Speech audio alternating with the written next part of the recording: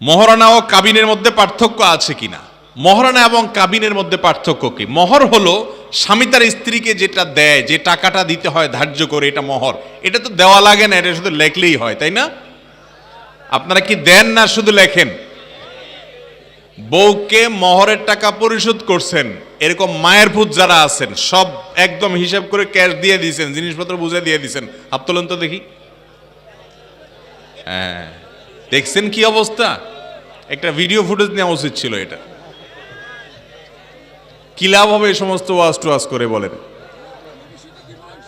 ভবিষ্যতে দিবেন, আবিয়াত্তারা ভবিষ্যতে দিবে ইনশাআল্লাহ। এরাই আমাদের আগামীর ভবিষ্যৎ ইনশাআল্লাহ। আপনারা জাগলে এই দেশ পরিবর্তন হবে যারা বিয়ে করেন নাই, বিয়ের সময় স্ত্রীর মহরের টাকা যা ধার্য হবে সবটুকু স্ত্রীকে বুঝাই দিবেন ইনশাআল্লাহ। নিয়ত করবেন তো ইনশাআল্লাহ? নিয়ত করে লাভ কি? মহর ধরবে মুরব্বীরা 30 লাখ 1 টাকা, আপনি 30,000 টাকা বেচা যাবেন না। মুরব্বীরা বলবে 10 লাখ 2 টাকা মহর, আপনি 10 টাকা বেচা যান না। এগুলা জায়েজ নাই। সমস্যার সমাধান করতে হবে। আমার বিয়ের কথা, আমার বিয়ের সময় মহর নিয়ে যখন কথা হয় দেখি যে এক একজন এক এক কথা বলে। আমি বললাম যে দয়া করে আমি একটু কথা বলতে চাই। বলে যে আরে ছেলে কথা বলবে। ছেলে কথা বলা তো আজকাল দোষের, তাই না? আমরা ছোটবেলা দেখতাম বিয়ের সময় বরের হাতে একটা রুমাল ধরায় দিত। এই রুমালটা বেচারা মুখের মধ্যে দিয়ে বসে থাকতো। কিরে বাবা, গরুর মুখে মানুষ কাইট দেয় যাতে কিছু না খাইতে পারে, কিন্তু বরের মুখে এটা দেয় কেন? বিয়ের দিন তারা বেশি করে খাবে বেচারা, কিন্তু এটা রুমাল ভাঁজ করে ধরায় দেয়, বেচারা এরম ধরে বসে থাকে।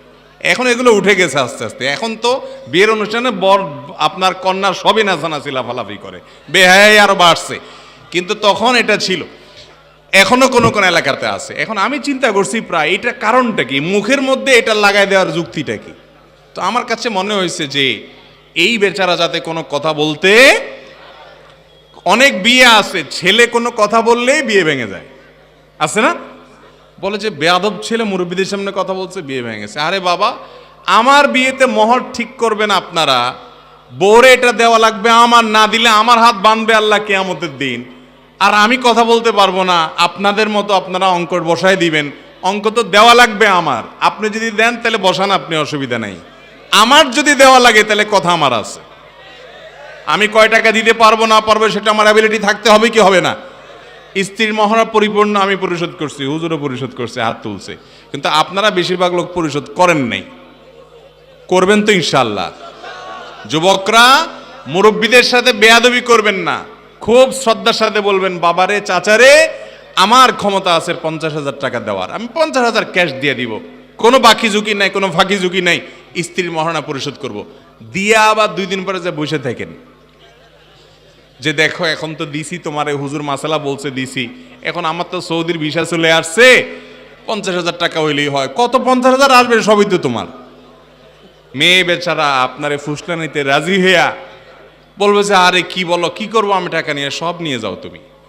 এই গেল আর কি ধরা খাইয়া বেচারি। আমার দেশে মেয়েরাও সোজা, খবরদার এই সমস্ত 2 নম্বরই করবেন না, সম্পূর্ণ পাই পাই করে তারে বুঝাই দিবেন, মনে থাকবে তো ইনশাআল্লাহ।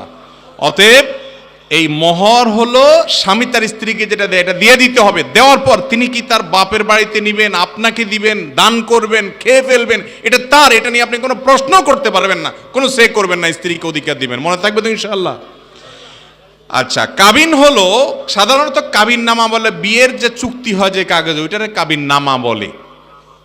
আর ওইটা হলো মহর, হলো ওইটা টাকাটা। বিয়ে উপলক্ষে গায়ে হলুদ সহ বিভিন্ন অনুষ্ঠান করা জায়েজ আছে কিনা? বিয়ে উপলক্ষে গায়ে হলুদের যে অনুষ্ঠান আমাদের দেশে হয়ে থাকে, এই গায়ে হলুদের অনুষ্ঠানকে কেন্দ্র করে নানা রকম অনাচার আছে।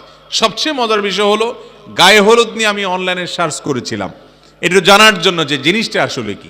আমি দেখলাম যে কলকাতার অনেকগুলো নিউজ পোর্টাল আছে, হিন্দুদের অনেকগুলো ওয়েবসাইট আছে, অনেকগুলো ব্লগ আছে, বিস্তারিত পড়ার চেষ্টা করলাম। আমি দেখলাম যে আমাদের হিন্দু ধর্মাবলম্বী ভাইয়ারা বা অন্যান্য ধর্মাবলম্বী ভাইদের অনেকের বিশ্বাস হলো যে বিয়ের সময় হলুদ, দুবলা ঘাস, আরও এরকম কিছু কিছু আইটেম আছে, এগুলো কুলোটেলো করে নিয়ে বিশেষ প্রক্রিয়া যদি ইউজ করা হয় তাহলে দাম্পত্য জীবনের সুখ শান্তি আসে।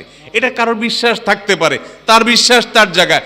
মুসলমানের সন্তান তিনি কখনো এই সমস্ত বিশ্বাসে বিশ্বাসী হতে পারে। গায়ে হলুদ যারা মাখে তারা নিজেরাও জানে না কি হলুদ কেন মাখছে, হলুদটা মাখলো কেন, মরিচে তো ছিল, কেন মাখছে হলুদ সে নিজেও হয়তো জানে না। যদি এটা ত্বকের কোনো উপকার হতো, সৌন্দর্য বৃদ্ধি করত, নবদম্পতির সম্পর্ক ভালো হতো, তাহলে একটা ইস্যু ছিল, কিন্তু সেরকম কিছু তো দেখি না। তাহলে হলুদ মাখামাখি কেন? আবার হলুদ মাখতে মনে চাইছে, আপনি রান্নাঘরে ঢুকে দরজা বন্ধ করে মা চাচিরে বের করে দিয়ে হলুদের পুরো ডিব্বা গায়ে মাখেন, ডুবেন, সমস্যা কি? কিন্তু সেটা তো করতেছেন না, করতেছেন কি, ভাবিকে হায়ার করে আনতেছেন, আইনা বলতেছেন আমার গায়ে হলুদ মাখেন। এর চেয়ে নির্লজ্জতা, এর চেয়ে নোংরামো একজন মুসলমানের জন্য আরেকটা হতে পারে না। একজন মেয়ের হলুদ অনুষ্ঠান হবে, সেখানে ছেলেরা আসবে, মাখামাখি ডলাডলি করবে। বিয়ের অনুষ্ঠানগুলো আমাদের দেশে এখন এত নোংরা অনুষ্ঠানে পরিণত হয়েছে যে নোংরামি ছাড়া বিয়ে এই দেশে হাজারের মধ্যে কয়েকটা খুঁজে পাওয়া কঠিন হয়ে গেছে। যুবকরা শপথ করতে হবে যে আমার বিয়েতে নোংরামি করতে দিব না। আপনার কি লজ্জা হয় না? আপনার কি একটাবার বিবেকে বাঁধে না যে আমার হবু স্ত্রী, যার সাথে আমি সংসার করব, আমি ঘর করব, আমার বিয়ে করা স্ত্রী, আমি মোহর দিয়েছি, আমি তাকে বিয়ে করেছি, আমি তার বৈধ স্বামী, গায়ে হলুদের নাম দিয়া মাখামাখি করবে দুনিয়ার মানুষ। আপনার বিবেকে বাঁধে না? বাঁধা উচিত না আপনার? আপনি একজন বিবেকবান মানুষ, কোথাকার কার গায়ে হলুদ অনুষ্ঠানে আপনার বউ গেছে, আপনার বোন গেছে, ওই পুরুষের গায়ে হাতাহাতি, মাখামাখি, ঢলাঢলি, সেখানে গান বাজনা, নৃত্য, সেখানে অশ্লীলতা, নানা রকমের বেহায়াপনা এবং অন্যায় আচরণ। একটা বিয়ের অনুষ্ঠানকে কেন্দ্র করে শত শত জেনার আয়োজন হয় আজকাল। সেই জেনা কখনো প্রত্যক্ষ হয়, কখনো পরোক্ষ হয়। এই জন্য যাদের বিবাহ তাদের দায় এখানে সবচাইতে বেশি।